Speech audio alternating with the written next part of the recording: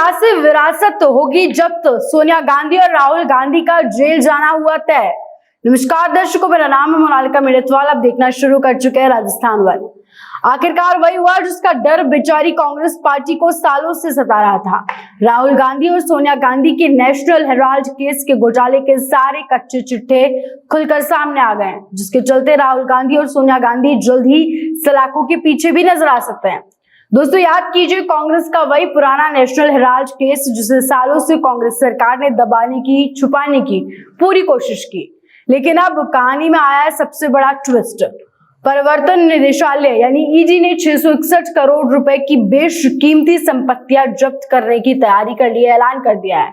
आपको सुनकर हैरानी होगी, दिल्ली का हेराल्ड हाउस, मुंबई के बांद्रा की बहुमंजिला इमारत और लखनऊ के विश्वेश्वर नाथ रोड स्थित इजरायली बिल्डिंग जो कभी पत्रकारिता का गढ़ रही हैं, ये इमारतें अब मनी लॉन्ड्रिंग केस के सबूत बन चुकी हैं और वजह है गांधी परिवार और उनके किए हुए काले कारनामे।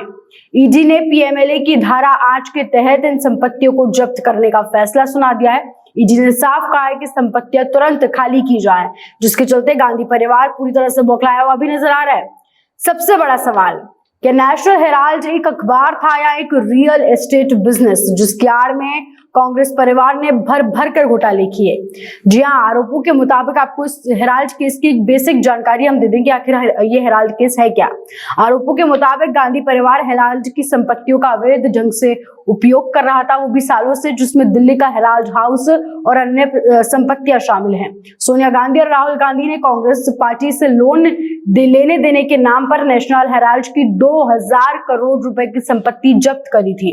आपको बता दें, इस घोटाले में 90 करोड़ रुपए के शेयर्स पहले ही जब्त किए भी जा चुके हैं और अब बारी है 661 करोड़ की अचल संपत्तियों की।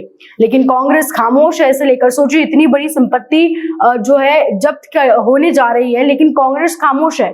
क्यों खामोश है वो आप भी समझ सकते हैं। क्या सवाल ये खड़ा होता है कि अगर सब कुछ इतना ही सही था तो सवालों से कांग्रेस पार्टी इतना भाग क्यों रही है? आपको बता दें, इस घोटाले के चलते सोनिया गांधी से घंटों पूछताछ की गई, राहुल गांधी से भी पूछताछ की गई। जून 2022 में राहुल गांधी से 100 से भी ज्यादा सवाल पूछे गए थे इस केस को लेकर, इस घोटाले को लेकर। 50 घंटे से भी ज्यादा की लंबी पूछताछ हुई। फिर जुलाई में सोनिया गांधी से फिर से सवाल जवाब का सिलसिला जारी रहा। अगर ये सब राजनीतिक साजिश थी तो आखिर इतने सवालों का जवाब देने में 60 घंटे क्यों लग गए? ऐसी कौन सी कहानी, ऐसे कौन से राज दबाए बैठे थे अपने मन में राहुल गांधी और सोनिया गांधी के? 16 घंटे की पूछताछ लगी। आपको बता दें, सुब्रमण्यम स्वामी ने साल 2012 में जो आरोप लगाए थे वो आज एक एक करके सच साबित हो रहे हैं और सबके खिलाफ कार्रवाई भी हो रही है।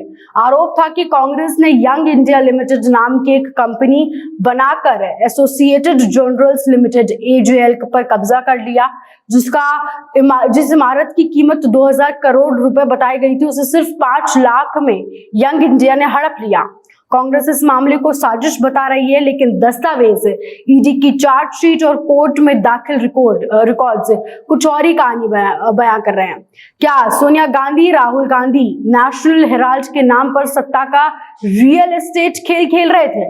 और क्या पार्टी फंड्स का इस्तेमाल प्रॉपर्टी में किया जा रहा था? इस देश की राजनीति में दोस्तों नेहरू गांधी परिवार पर हमेशा त्याग और बलिदान की विरासत का दावा रहा है, लेकिन अब तस्वीरें कुछ और ही बयां करती हैं।